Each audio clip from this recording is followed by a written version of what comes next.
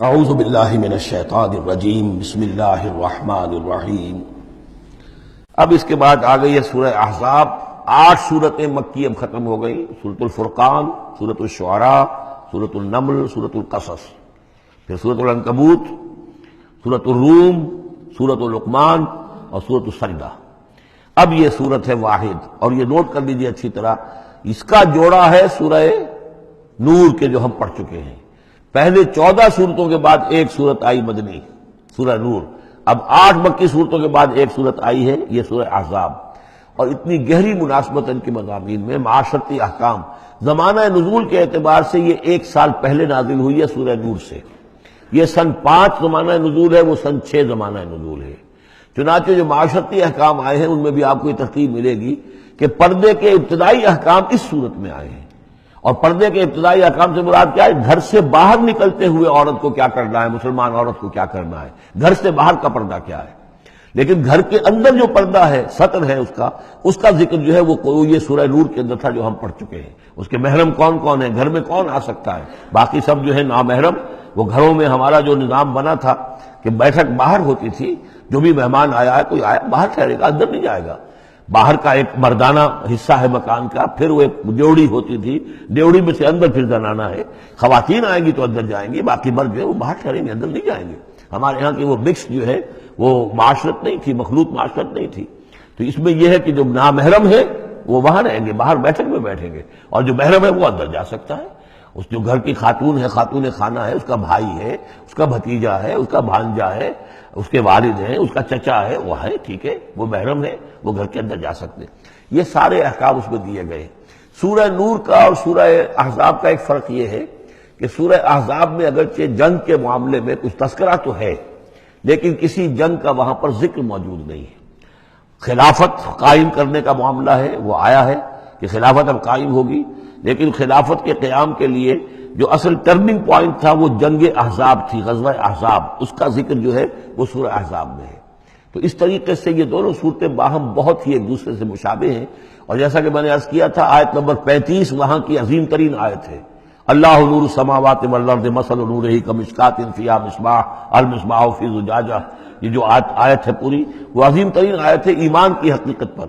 اور ٹھیک 35ویں آیت اس صورت کے اندر ہے کہ جب وہ ایمان حقیقی دل میں پیدا ہو جاتا ہے تو انسان کی شخصیت میں کیا اوصاف پیدا ہوتے ہیں۔ وہ 10 اوصاف مردوں اور عورتوں کے ذمن میں دوہرا کر آئے ہیں، وہ اس سورہ مبارکہ میں نمبر 35 آیت وہی ہے۔ اس میں ایک خاص بات نوٹ کیجئے کہ اگرچہ اس کے جو 2 رکوع ہیں، دوسرا اور تیسرا، وہ ایک ہے اپنے مضمون میں، اور اس کے اندر غزوہ احزاب کا تذکرہ ہے۔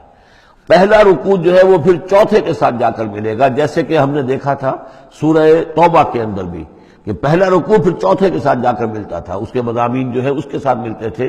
درمیان میں جو ہے 2 رکوع آ گئے تھے کہ جو 1 سال پہلے نازل ہوئے، جو کہ یعنی فتح مکہ سے پہلے نازل ہوئے، لیکن اس کے بعد وہ جو نازل ہوئے ہیں سن 9 کے اندر، اس کے اندر جو ہے وہ پہلا رکوع کی 6 آیات، اور اس کے بعد پھر چوتھا اور 5واں رکوع ہے۔ بالکل وہی آپ کو ترتیب یہاں ملے گی، اس لیے کہ قرآن کا اسلوب یہ ہے کہ خاص جو موضوع ہوتا ہے کسی صورت کا، اس سے متعلق آیات کو پہلے نکال کر رکھ دیتے ہیں۔ جیسے سورہ انفال میں بھی ہم نے دیکھا، یسألونک عن الانفال قل الانفال للہ والرسول، اگرچہ وہاں پھر بات کو چھوڑ دیا گیا، پھر جا کر وہ صورت کے وسط میں مضمون آ رہا ہے۔ اس میں ایک خاص جو مضمون آیا ہے وہ یہ ہے کہ حضور صلی اللہ علیہ وسلم نے جو شادی کی حضرت زینب سے رضی اللہ تعالی عنہا، حالانکہ حضرت زینب جو ہے اس سے پہلے حضور ہی کی فرمائش پر ان کی شادی کی گئی تھی حضرت زید ابن حارثہ سے۔ زید ابن حارثہ رضی اللہ تعالیٰ عنہ حضور کے غلام تھے، اور حضور نے انہیں آزاد کر کے اپنا بیٹا بنا لیا تھا، تو محبت بہت تھی حضور کو حضرت زید ابن حارثہ سے۔ لیکن یہ ہے کہ ایک تو منہ بولا بیٹے کی کا قرآن میں نفی آ گئی کہ منہ بولے بیٹے کی کوئی حیثیت نہیں ہے، اسلام میں اس کی کوئی قانونی اور شریعت کے اندر اس کا کوئی مقام نہیں۔ بیٹا تو وہی ہے کہ جو آپ کے صلب سے ہے۔ دوسرے یہ کہ اب منہ بولے بیٹے کی بیوی جب حضرت زید نے طلاق دی، تو آیا منہ بولے بیٹے کی بیوی سے کوئی شخص جو ہے وہ نکاح کر سکتا ہے؟ کیا وہ محرمات ابدیہ میں سے ہے؟ تو عرب میں رواج یہ تھا کہ چونکہ وہ منہ بولے بیٹے کو بھی سمجھتے تھے کہ جیسے اصلی بیٹا ہے، تو جیسے یہ کہ جو سلمی بیٹا ہے اس کی بیوی سے اگر اس نے طلاق دے دی ہو یا فرض کیجیے بیٹا فوت ہو گیا ہو، تب بھی یہ ہے کہ اس کی جو بیوی ہے بیوہ ہے یا مطلقہ ہے اس سے وہ شخص شادی نہیں کر سکتا، شوہر جو فوت ہو گیا ہے یا جس نے طلاق دی اس کا باپ۔ تو یہاں پر اس پہ بڑا طوفان اٹھا، بلکہ یہ کہ حضور کو خود اندیشہ تھا۔ حضور نے ایک طرح سے کہہ کے بہت کہہ سن کر حضرت زینب کو آمادہ کیا تھا کہ وہ شادی کر لیں۔ زینب جو ہے رضی اللہ تعالیٰ عنہ اونچے گھرانے کی، بنو ہاشم کی خاندان سے تعلق رکھنے والی، اور حضرت جو زید بن حارثہ تھے ان پر غلامی کا داغ لگ چکا تھا۔ تو عرب کی ایک خاص جو ہے ان کے ہاں ایک سوچ تھی، ان کا ایک مزاج تھا، ان کی روایات تھیں، لیکن بہرحال حضرت زینب نے حضور کی فرمائش پر وہ نکاح کر لیا، لیکن یہ کہ ان میں نباہ نہیں ہو سکا۔